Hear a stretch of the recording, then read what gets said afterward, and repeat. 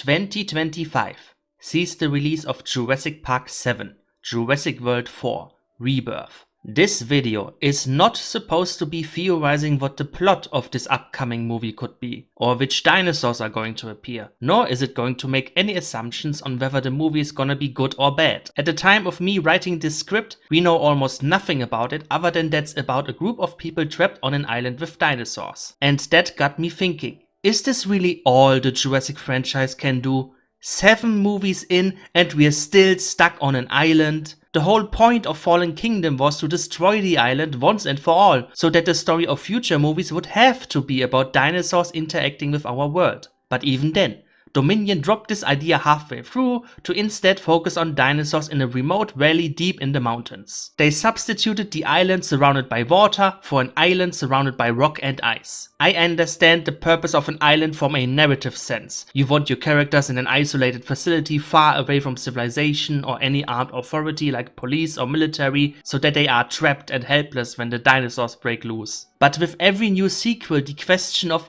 why do these characters keep going back to an island which they know is full of dangerous dinosaurs becomes less of a joke and more of a justified criticism. So, I did some brainstorming and picked a couple of movies and documentaries that do not feature dinosaurs and started theorizing. What if you inserted this plot into the Jurassic franchise? I am not saying that a new Jurassic movie has to follow one of these movies, nor that it should be just a carbon copy. But every single one of these either includes a conflict between man and some creature or the dangerous power of science. Most of the chapters in this video will also mention an additional movie, so honestly, the number 10 in the title was just completely arbitrary. I'm also intentionally not putting a lot of emphasis on canon with these. Every idea I picked is a small, self-contained story that could be considered a sequel or spin-off, or a subplot in a movie about locusts for all you Dominion defenders. Some of these are prequels, and some might even require to be set in a new separate continuity, and I don't think that's necessarily a bad thing. Sometimes the best movies in a franchise are the ones that ignore all the previous attempts. The most acclaimed Godzilla movies tend to be standalone stories like Godzilla Minus One, Shin Godzilla, and GMK. To me, one of the biggest appeals of Matt Reeves' The Batman is that it's not part of the mess that was Zack Snyder's DC universe. Paramount is making 2 Teenage Mutant Ninja Turtles movies that couldn't be more different in tone. One is the sequel to the 2D stylized animated movie, and the other is an R-rated live-action revenge story.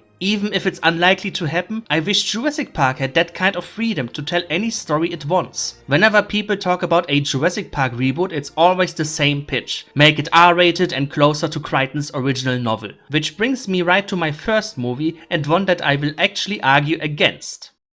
Number 1. Aliens. This one's really just here for obligatory reasons. If you know anything about the history of making Jurassic Park, you know that James Cameron was at one point attached to it, and his pitch would have basically been to just make aliens with dinosaurs. Don't get me wrong, I love aliens, and I'm sure Cameron's Jurassic Park would have been a good R-rated action horror movie. But I think Steven Spielberg's sense of childlike wonder was the correct take for a movie about bringing dinosaurs back to life. The xenomorphs and aliens are not something wondrous to be marveled at. They are abominable monsters that all have to be eradicated. I say we take off and nuke the entire site from orbit. It's the only way to be sure.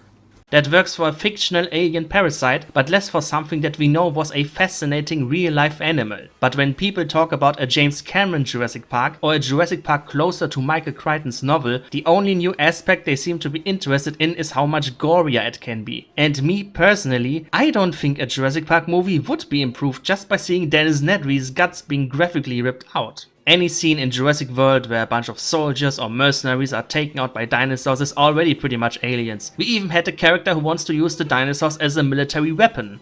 Twice. If you just want that but with more gore, ask for a new Carnosaur movie instead.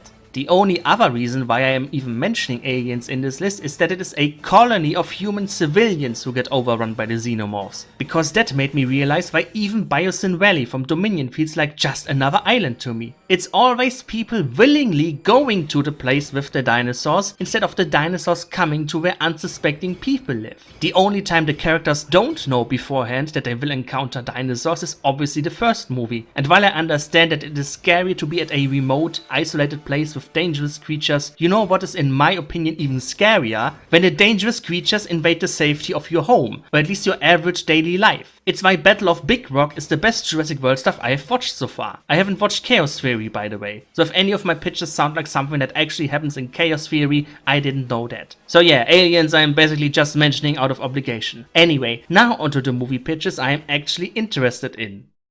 Number 2. Troll Hunter.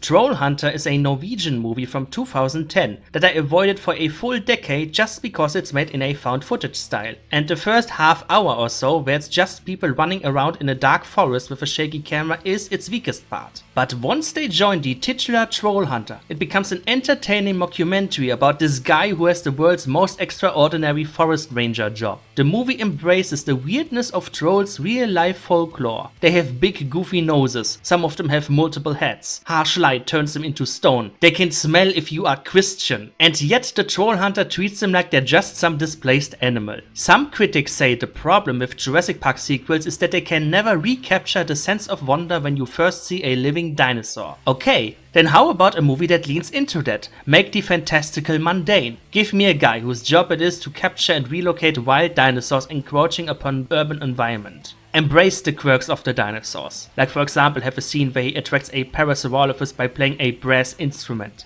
Another aspect of Troll Hunter is that the government is still trying to keep the trolls secret from the public, so he has to come up with these convoluted excuses to maintain the facade. Whether you want the Jurassic World version to keep the secrecy aspect would be determined by whether the story is set pre or post Fallen Kingdom. And if this is pre-Fallen Kingdom, we could take a page out of the novel and make this about dinosaurs that escaped onto the mainland of Costa Rica all the way back around the time of the original Jurassic Park. Another movie in a similar vein to Troll Hunter would be the original Ghostbusters, if you want a whole team of dinosaur wranglers and the dinosaur plague to be right in the middle of the city. I'm not saying that the Jurassic World version of these movies would also have to be found footage or overly comedic, but I am saying that in a post-Fallen Kingdom world, you know a job like Dinosaur Control Service or Dino Buster is something someone actually had to do. I would even say you could bring back Owen Grady for that, although his character seems to only do the cool and badass things like punching villains and riding with raptors, and not the mundanity that would actually come with that job.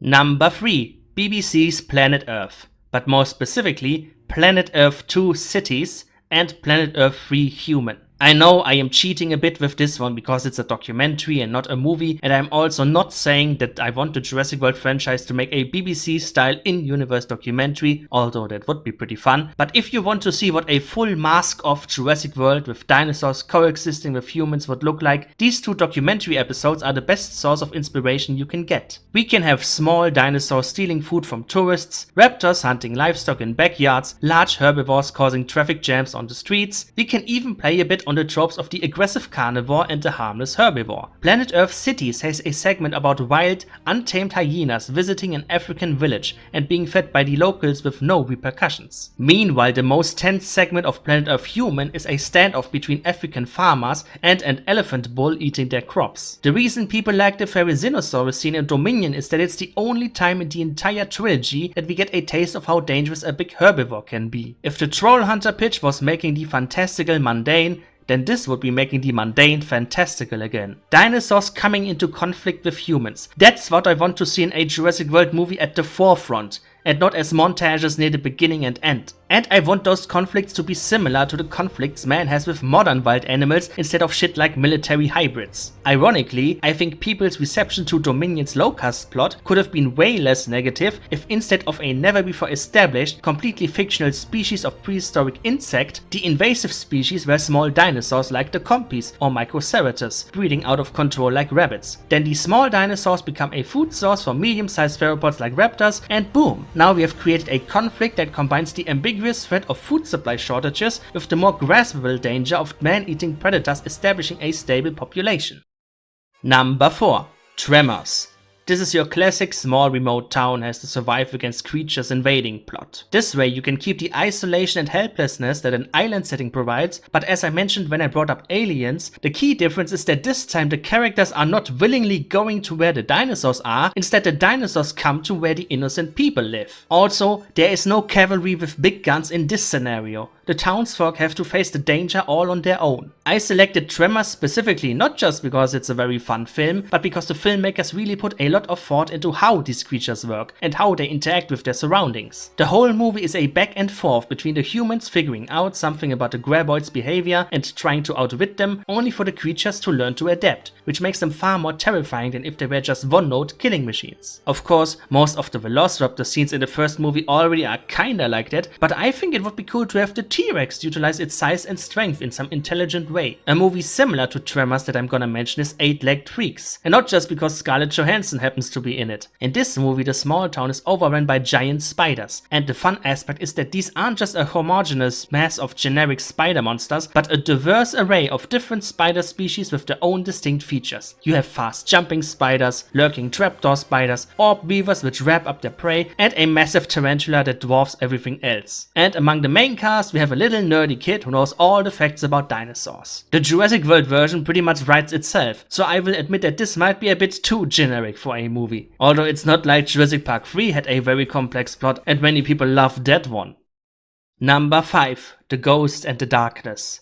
If the Tremors pitch was a fun movie where a community in a remote location has to survive against dinosaurs over the course of 1 or 2 days, then this is the slow burn thriller version where these attacks are drawn out over several weeks or even months. The movie is inspired by real life events in Kenya in 1898, when construction of a railway bridge was hampered by 2 male lions, but exaggerated for dramatic effect. The lions in the movie have manes, and the real life death toll was nowhere near as high. The Ghost in the Darkness illustrates how far I personally would allow to demonize dinosaurs in a Jurassic World movie while still treating them as animals. They kill for sport. They attack groups of people in the middle of the day with no fear. They outsmart any trap the protagonist set. And yet, at the end of the day, they will still succumb to a well-aimed gunshot. A more recent movie with a man-eating lion is Beast from 2022. This movie gets way more over the top. This single lion slaughters an entire village. It even survives an explosion. But the one thing I will give this movie is that the lion is ultimately not killed by a gun or any man-made weapon, but by luring it into the territory of another lion pride. This generic man-eater movie has a Jurassic World climax for some reason. Now, I'm not saying I want a Jurassic World movie set in Africa. Just like with my previous pitches, my main point is to have the dinosaurs intrude upon people's day-to-day lives instead of having scientists or soldiers go to where the dinosaurs are. And you will see this pop up in almost all of my pitches because I just had that much of a visceral reaction to seeing Jurassic Park 7 go to an island yet again. This movie pitch is just the most serious take on that, focused more on being a survival thriller than a fun romp.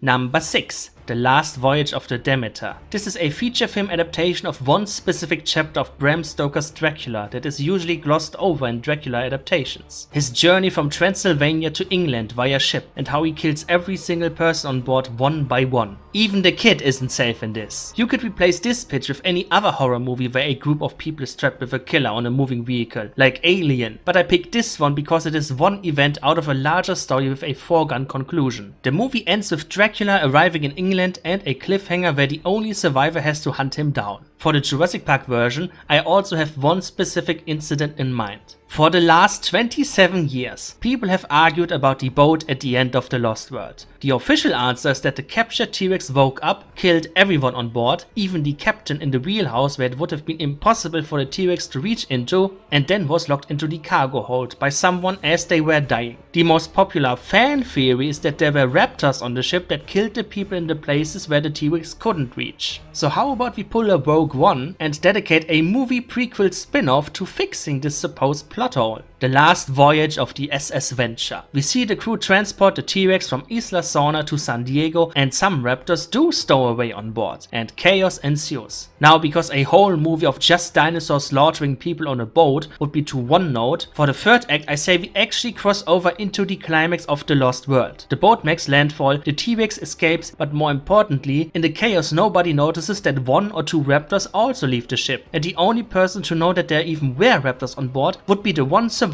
who was trapped in a corner of the cargo bay or something. Now, I would not want the climax to just replay scenes from The Lost World, and I definitely would not want them to go full Rogue One and give us CGI DH Jeff Goldblum. Instead, we could get more horror scenes of the T-Rex and the raptors as they terrify unsuspecting neighborhoods. This fan-made San Diego incident found footage perfectly illustrates the vibes I mean. Number 7. Nope.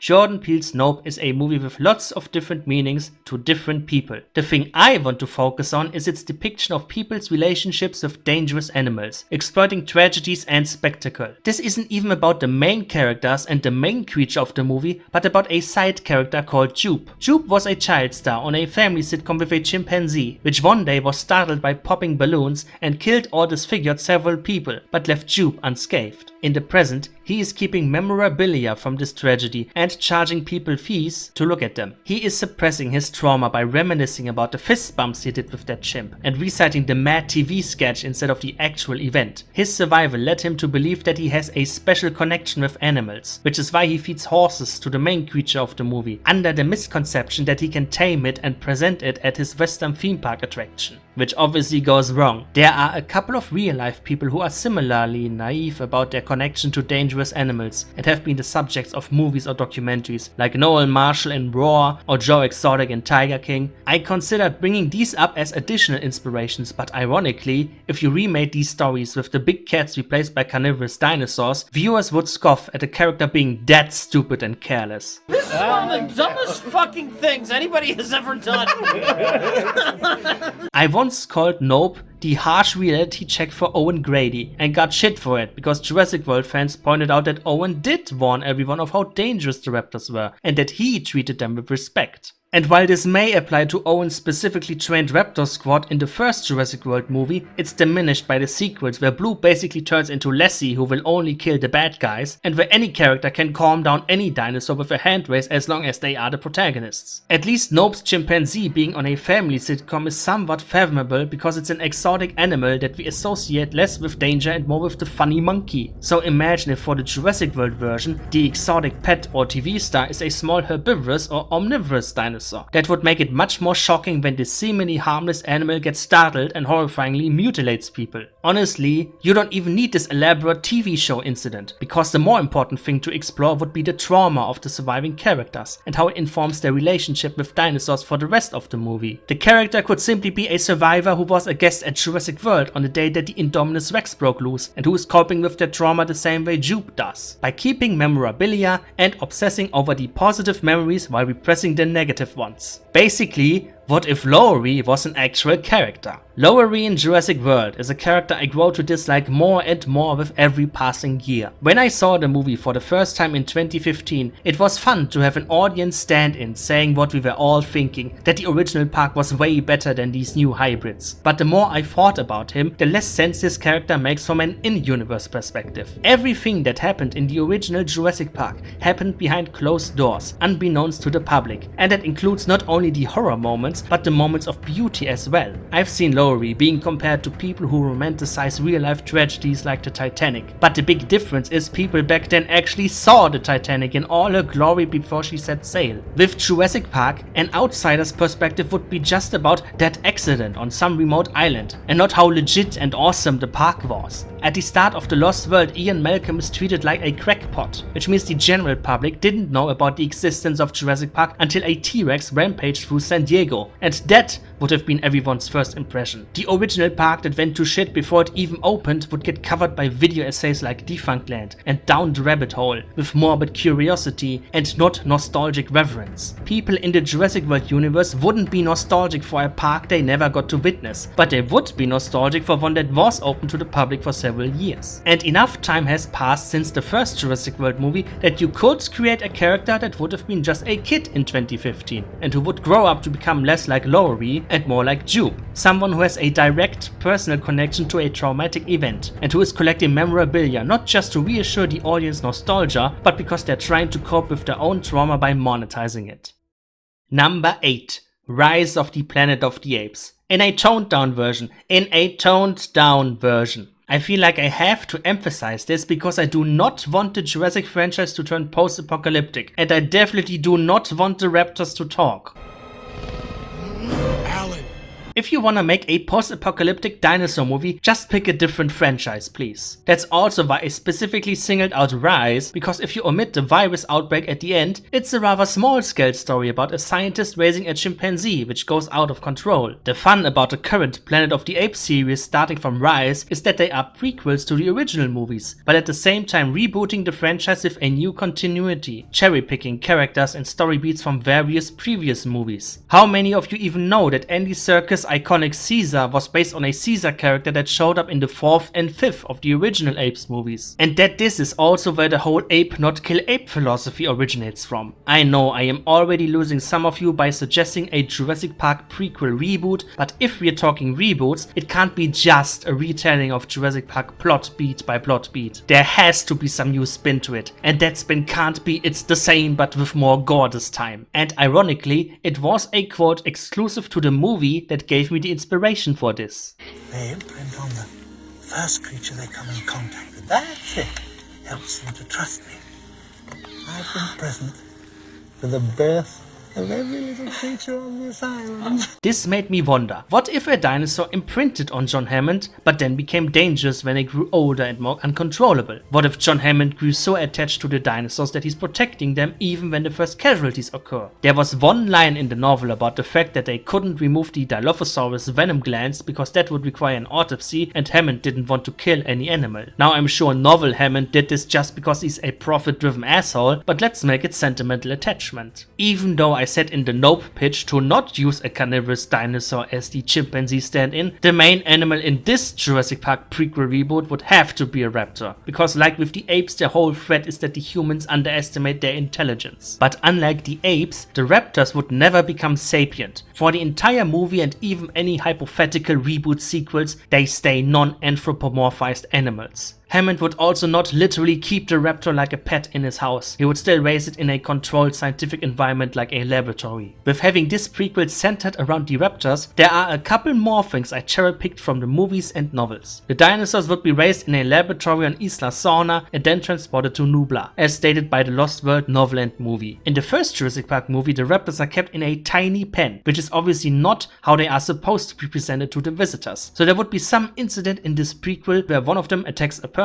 or another dinosaur, which leads to them being locked into this provisory pen. The Lost World novel mentions how violent the raptors act towards each other because they were not raised with proper parental care, so the whole movie could depict that downward spiral. In the first movie, Muldoon says that they originally had 8 raptors, until the big one killed all the others except for 2. So this prequel could show the infighting that happened. Maybe we even come up with an explanation why the big one didn't kill those last 2 raptors. Were they the only submissive ones, or were the others maybe a different breed that they didn't get along with? I think you could play around a bit with the franchise's perception of hero dinosaurs and villain dinosaurs. Is the big one an antagonist in this because it's a crazy raptor killing other raptors, or do we portray the other raptors as the more aggressive of the bunch, making her act in self-defense? Do we give her the name Blue to muddle this further? I'm pitching this as a reboot instead of just a prequel to the existing Jurassic Park movies because of something I alluded to in the intro of this video: the freedom of canon. The entire cataclysm for the events of the first Jurassic Park movie is the death of this one worker. If you make a prequel, it can't have a single person get killed or even injured. I'm sure you could come up with some retcon about InGen swiping all those prior incidents under the rug, but this franchise has already retconned itself so much that I would rather have a clean slate to map out my own timeline. And a clean slate of course means updating the dinosaurs to modern day understanding. You knew I was gonna bring this up eventually, so I will just say that the original Jurassic Park feels like a celebration of paleontology. Our protagonist is a paleontologist who talks about dinosaurs being warm-blooded and bird-like, and who's delighted to encounter dinosaurs that are just like he predicted, warm-blooded and bird-like. But you never look at birds the same way again. Eventually, the franchise stopped celebrating paleontology and started celebrating just its own popularity. And the cleanest solution to debates about continuity and frog DNA is to just establish this as a separate canon from the get-go. I also think there's a lot of potential in having these up-to-date dinosaurs in a 1980s setting. In the first novel, Wu and Hammond have that whole conversation about whether their dinosaurs are authentic or just a reconstruction of the past, whether they are too fast moving for their audience, and whether they should potentially create a slower, more docile breed of dinosaur. Now imagine you wanna create a dinosaur theme park in the 80s. You grew up with a perception of dinosaurs as lumbering, cold-blooded reptiles. You might not have even heard of the dinosaur renaissance. And when your first dinosaur egg hatches, you're looking at some deformed bird. Do you accept these as your park's dinosaurs, or do you potentially breed a scaly version to give the audience what they would presumably want? The second half of Rise of the Planet of the Apes becomes a prison escape, and whereas the apes escape because the humans underestimated their intelligence, I would want the dinosaurs to escape because 1980s humans underestimated their capabilities. For example, over the last decade or so, we have found fossil evidence that numerous small ornithischians were burrowers, so have one of them dig an escape tunnel out of their paddock, and maybe even a tunnel into the raptor paddock. Small maniraptorans were capable of running up steep inclines by flapping their wing feathers. So imagine if the raptors produce offspring, which by the way you don't even need frog DNA for, and that offspring flaps out of the paddock and becomes the foundation for a population of free roaming raptors. One issue with Steven Spielberg's adaptation is that a lot of people seem to think that the park would not have failed if Nedry didn't sabotage it. But the novel makes it very clear that the park was riddled with too many problems and half-assed solutions to properly function, and the dinosaurs doing unexpected things like breeding on their own were indicators that the park was doomed regardless of what Nedry did.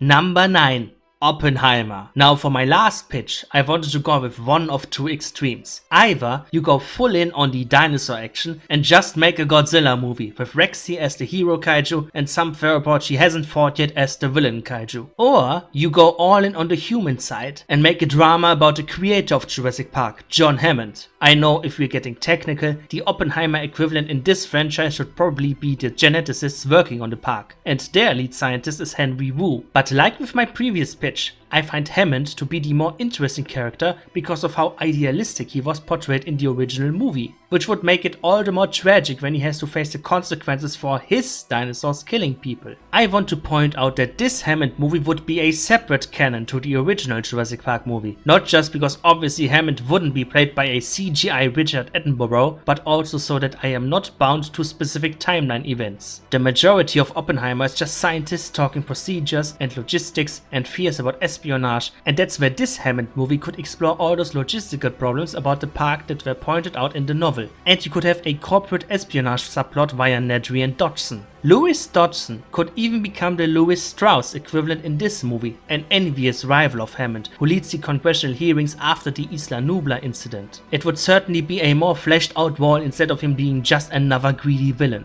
And just to blur the lines even more, how about this John Hammond starts out the movie as a wide-eyed idealist like in Spielberg's movie, and then over the course of many years and setbacks and tragedies and lawsuits he becomes a bitter, arrogant man caught in a sunk cost fallacy, making him feel more similar to Hammond in Crichton's novel. I don't know yet what the equivalent to the Trinity test scene would be in this, because obviously the movie shouldn't take 2 fucking hours before the first dinosaur is born, and the logistical and safety problems don't start until the dinosaurs have grown to at least human size. But I do know what would be the equivalent to the Hiroshima bombing, as in the massive tragedy that happens entirely off-screen, the Nublar incident. As I have said numerous times, I wouldn't want a movie that just retells the plot of Jurassic Park. We've all seen Jurassic Park. Any reimagining of that event would just feel like a lesser imitation. So how about we summarize that entire Nublar incident with a couple of quick flashes and haunting screams before we smash cut to Hammond sitting in a courtroom. Also, I actually wouldn't want this movie to be confined to just the events of the original Jurassic Park. Oppenheimer takes place over 30 years. So what if instead of dying shortly after the events of the Lost World, this John Hammond lived long enough to see not only the fallout from his original Jurassic Park, but the fallout from dinosaurs becoming open source and causing problems worldwide. Remember, this is a separate canon, so we don't even need a whole second park like Jurassic World. We could skip straight ahead to feral dinosaurs ruining people's livelihoods. Make Hammond really earn that devastated Oppenheimer stare.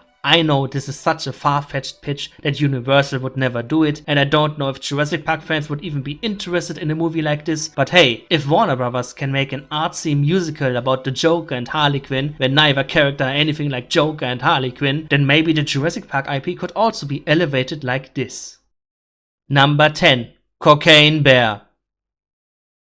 Look, at one point Jurassic Park 4 was about raptors fighting drug lords. Anything is possible. Be glad I didn't suggest a Fast and Furious crossover just because Idris Elba's super soldier character was also created via genetic engineering. And those were my ideas. I once again want to stress that I am not saying that the next Jurassic World movie has to follow one of these movie pitches in order to be good. I just wanted to exercise some creative thinking. Tell me, which one of these pitches did you like the most? Which one did you absolutely hate? Are any of my ideas already a real thing in the Jurassic World cartoons which I haven't watched? Would you prefer sequels, prequels, or a completely new separate canon? Do you have any Jurassic Park movie pitch ideas? Let me know in the comments below. Or you can forget everything I said in the last half hour, because while I was editing this, Universal announced the official synopsis for Jurassic World 4. And it turns out the one movie they're actually using as inspiration is fucking Avatar: The Way of Water, because the plot is about hunting giant creatures to obtain a miracle drug for the benefit of mankind. Guess I shouldn't have counted out James Cameron from the get-go. Also, most of the wild dinosaurs are now extinct again, so thank you Universal for making half of my list completely obsolete and for making Fallen Kingdom and Dominion an even bigger waste of time in retrospect.